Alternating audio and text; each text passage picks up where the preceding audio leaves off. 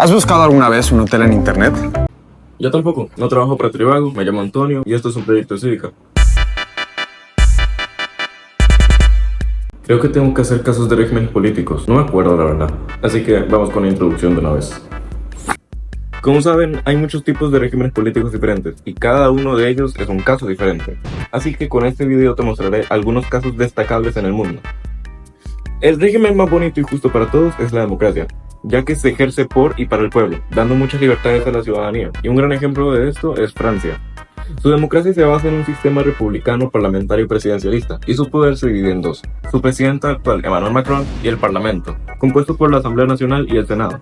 Las elecciones en Francia, a diferencia de Costa Rica, se celebran cada 5 años y utilizan un sistema similar al de nuestro país, donde tienen derecho de votar como de no hacerlo. No puedo dejar atrás el famoso Parlamento francés. Este está compuesto por 2 cámaras, las cuales tienen la responsabilidad de legislar y controlar al gobierno. Su primera cámara es la Asamblea Nacional. Compuesta por más de 500 diputados, la Asamblea Nacional cumple las mismas funciones que la Asamblea Legislativa de acá de Costa Rica. Solo que sin... bueno...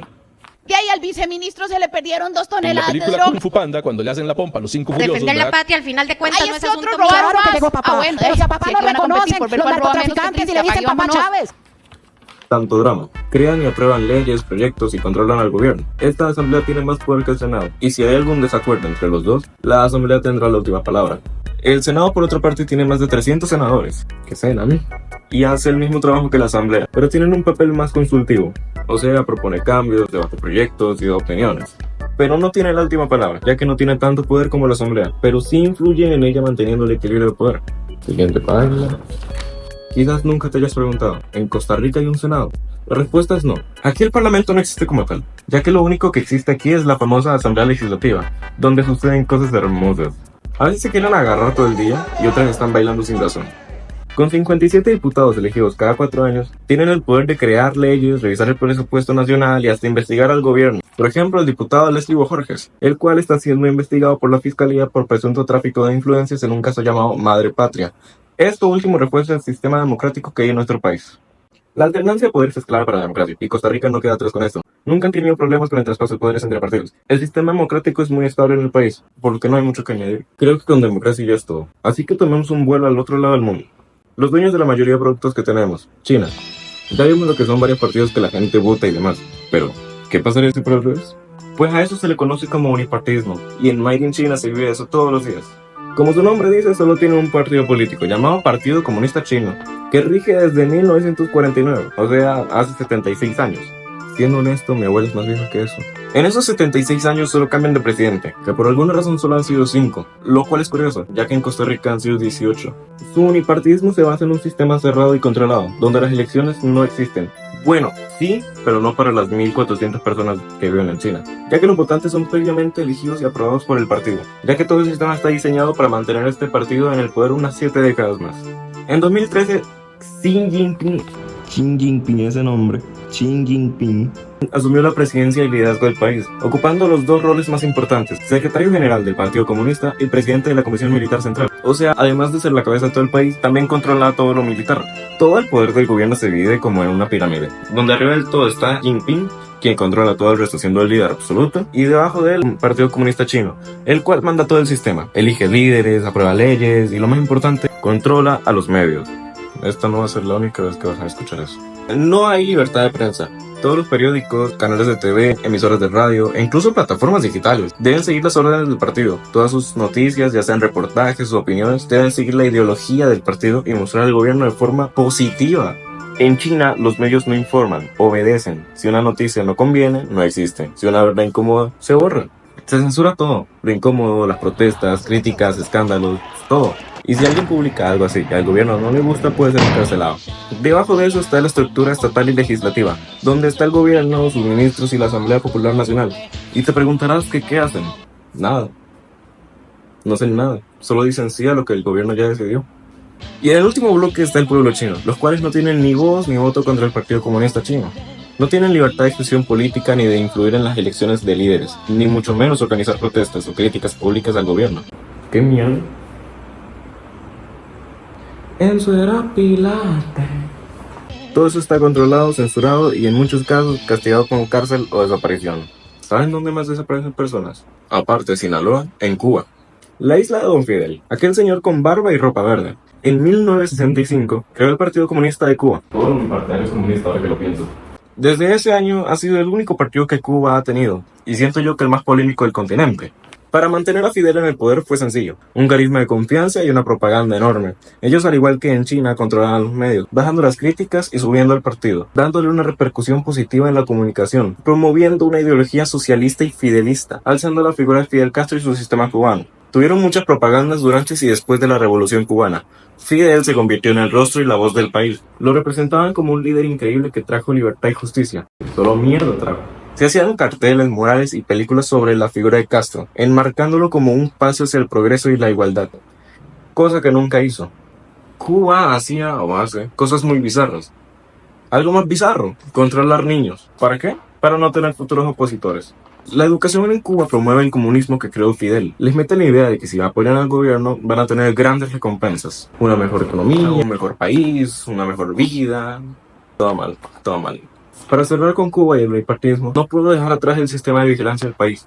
No hablo de un tema de seguridad, sino de un mecanismo para controlar la conducta del pueblo. Hay gente del gobierno infiltrada en cualquier parte, represión a activistas y periodistas que son espiados, hostigados o detenidos. Y el Comité de Defensa de la Revolución, ese está en casi toda la isla, vigilando y reportando conductas sospechosas de los vecinos. Y bueno, si al gobierno no le gusta... Tengo mucho calor y ahorita viajo al desierto con esto. Y mi abaniquito es de este tamaño. En un desierto allá por no sé dónde existe un lugar llamado Arabia Saudita. A este país siempre lo conocen por cosas que explotan, terrorismo masivo y Osama Bin Laden. Allá en el Medio Oriente las cosas no son iguales que en el resto del mundo. Mientras que casi todo el mundo cree en Dios Padre, allá creen en un Dios que no me acuerdo cómo se llamaba. Y bueno, yo no soy teólogo, yo estoy hablando de política, no de religiones, aunque tiene mucho que ver. El sistema político de Arabia y demás países medio orientales se concentra plenamente en su religión islámica.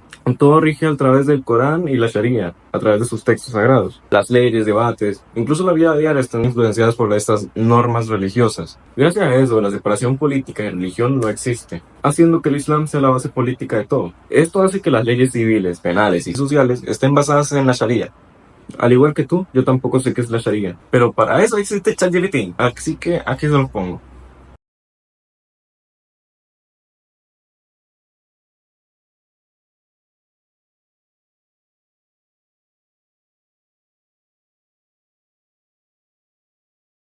Gracias, ChatGPT. Uno diría que cambien el partido, pero es que ni tienen. Espérate, voy leyendo. En Arabia los partidos políticos están prohibidos por ley. Entonces, ¿cómo se manejan? Un sistema monárquico. Por ende, no tienen presidente, tienen un rey y a toda una familia real detrás del poder desde 1932. Se considera que dividir el país en partidos fomentaría el conflicto y la desunión, lo cual va en contra de la visión tradicional y religiosa del Estado. Este rey no gobierna solo por ser rey, ya que se lo considera guardián de las dos mezquitas sagradas, que son la Meca y la Medina. Ya lo vimos aquí, así que no pregunten. Ese título le da una autoridad espiritual ante los musulmanes del país. Es como un protector de la fe. ¿Y qué dice su fe? Que la mujer no tiene derecho. En realidad sí tienen, y poco a poco van teniendo más por presión internacional. Pero en el Islam siempre son señaladas como una persona inferior, por así decirlo. Que si todo esto viene en el Corán, sí y no, ya que todo se basa en una interpretación conservadora. Es como decir un señor estadounidense odia a una persona de color solo porque en su época tenían menos derechos que uno blanco. En el Islam pasa igual.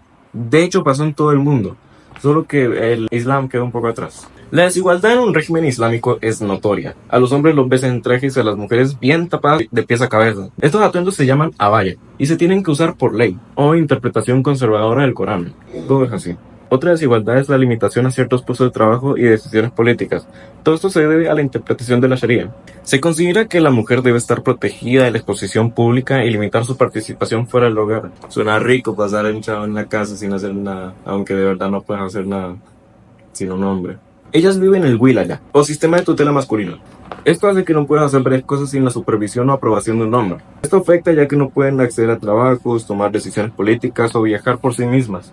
Históricamente siempre ha sido así, y recientemente se le ha suavizado un poco más las leyes, y se le ha integrado al gobierno en el Consejo de Shura, que es un cuerpo consultivo. Aún así, su participación en el gobierno es baja, ya es un avance. Como misil nos vamos a Pakistán.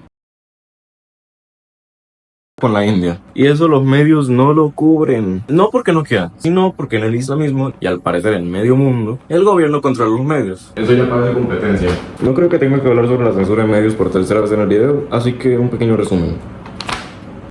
Son censurados, borrados, amenazados, extorsionados, arrestados y todo lo que termine en ados. Les bloquean sitios web, les tumban canales y un montón de cosas solo por no seguir la línea de su gobierno. Esto sucede por la ley de blasfemia. Básicamente es que cualquier acusado de insultar al Islam o al profeta puede enfrentar pena de muerte. Eso sucede por la poca tolerancia a otras religiones. Simplemente no las aceptan y castiga todo lo que está en contra del Islam. Gente de religiones cristianas, hinduistas y otras son muy perseguidas en Pakistán, ya que no siguen las palabras del Corán ni del Islam. Según el Corán no debería hablar de Palestina, pero eso es tierra muerta, está en guerra y está dividida en dos bandos. Y explicar todo eso es muy difícil, así que no, al menos no hoy. En 1945, el líder y dictador Adolf Hitler. La Alemania nazi fue un régimen autoritario que empezó en 1933. El que diga 1939 la tiene mala. Todo comenzó cuando llegó al poder como canciller, y poco a poco fue eliminando el sistema democrático que había. Tras el incendio del Reichstag, el edificio del Parlamento, Hitler impuso la ley habilitante, eliminando el control del Parlamento y se convirtió básicamente en su propio Parlamento. Luego unificó los cargos de presidente y canciller, autoproclamándose Führer. No sé qué es. Pero hizo que el país fuera él y solo él por los próximos 12 años. Todo el sistema era él, el gobierno era él, todo el país era él, todo el poder se concentró en una sola persona, Adolf Hitler. Siempre era lo que él decía, lo que él pensaba, lo que él firmaba. Y como dijo Francini, el Estado soy yo. Las elecciones dejaron de existir. En algunos regímenes autoritarios aún existen, pero manipuladas a favor del gobernante. Pero en el caso de los nazis, ni eso. Simplemente no habían elecciones. La transparencia tampoco, ya que no había competencia. En caso de que haya democracia falsa, se manipulaban los resultados y se impide la oposición. Todo era controlado. Todo tape, incluso la gente. Escríbelo. Represión política. Ya lo hablé 2 veces acá, y una tercera por si no queda claro. Hitler y su régimen le dieron persecución a todo aquello que no siguiera su ideología ni su partido nacional socialista. El primer paso fue ilegalizar todo partido político, y el segundo fue usar el arma más poderosa del régimen, la Gestapo. La Gestapo era la policía secreta de su régimen. Hacía todo sin pedir permiso, sin importar qué tan legal o ilegal fuera. Detenía, interrogaba, torturaba y desaparecía personas sin orden ni evidencia. Picar a Hitler o solamente ser judío, para todo eso se construyeron los campos de concentración. Al principio no era para judíos, era para opositores políticos como comunistas, socialistas, sindicalistas, periodistas y todo lo que termina en istas. Ahí hacían de todo que no mencionaré. Hay un mito que los que morían en el holocausto los convertían en jabón con la grasa humana. No está comprobado, pero ya te das una idea. Cambiamos de escena porque ya me dio pereza estar en la sala. Continuando con la represión, esto fue una medida preventiva para no tener opositores. No hacía falta hacer algo. Solo estar en contra del régimen era suficiente para ser perseguido. Todo estaba diseñado para que no hubiera ni una sola voz fuera del control de Hitler. En el régimen autoritario nazi, los derechos de las personas dejan de existir. La libertad de expresión, la de prensa, hasta la libertad de movimiento fueron eliminados o muy controlados. Los derechos civiles básicos se suspendieron. Las leyes no protegían a la gente, sino al régimen. Los judíos, gitanos, homosexuales simplemente no eran aptos según los nazis. Su vivir ya era ilegal, no tenían derecho a vivir como los demás. La educación también era igual, ya que era una herramienta de adoctrinamiento para imponer la ideología. El sistema judicial tampoco es diferente. Ya no decidían a base de leyes o principios de justicia, sino directamente al gobernante, en este caso Hitler y el partido nazi. La mayoría de jueces fueron reemplazados por personas leales al régimen. La palabra justicia se distorsionó totalmente, ya que simplemente no había. Todo estaba diseñado para que todos obedecieran al régimen y lo apoyaran. Se crearon tribunales especiales como el Tribunal del Pueblo, donde no había defensa justa, y la sentencia siempre era o prisión o muerte. Culpable o no, solo importaba si estabas en contra del régimen. ¿O no? Esto fue una herramienta para dar miedo a la población. No se conectará Alemania con Argentina, así que nada más. Después de la Segunda Guerra Mundial, en Argentina llegó al poder un señor llamado Juan, y detrás de él todo un régimen populista. Como su nombre lo dice, son populares. Se podría decir como Leandro y su partido pop, bien populares. Él llegó al poder en 1966, gracias al apoyo del Partido Obrero y varios sindicatos. Se ganaba a su pueblo construyendo vínculos con trabajadores promedios, presentándose como el defensor del pueblo contra sectores elitistas. Buscaba siempre la manera de tener más gente detrás, aumentando salarios, otorgando vacaciones pagadas, aguinaldos, todo con tal de tener un voto más. Si no lo decía en una tarima, usaba la radio y todo tipo de comunicación, hablando y hablando sobre lo gran líder que es, dando promesas y varios hechos, nacionalizando servicios y empresas de ferrocarriles, teléfonos, energías, bancos y demás cosas. Gracias a eso fortaleció la economía argentina, cosa que medio se les fue al carajo y se llevó varias personas detrás de él. El populismo es como una democracia con manchas autoritarias, ya que al igual que aparentemente todos, controla los medios a su favor. Adoctrina a las masas, persigue a la oposición. También hizo unas cuantas leyes centralizando el poder y restringiendo actividad de partidos opositores, sin tanta tortura, arrestando a uno que otro, persiguiendo a uno que otro. Creo que ya. La profe me dijo que esto es corto, y tal cual lo hice corto. Y también porque ya me estoy comiendo demasiado tiempo. Agradezco tener la oportunidad de que ustedes me hayan escuchado un rato.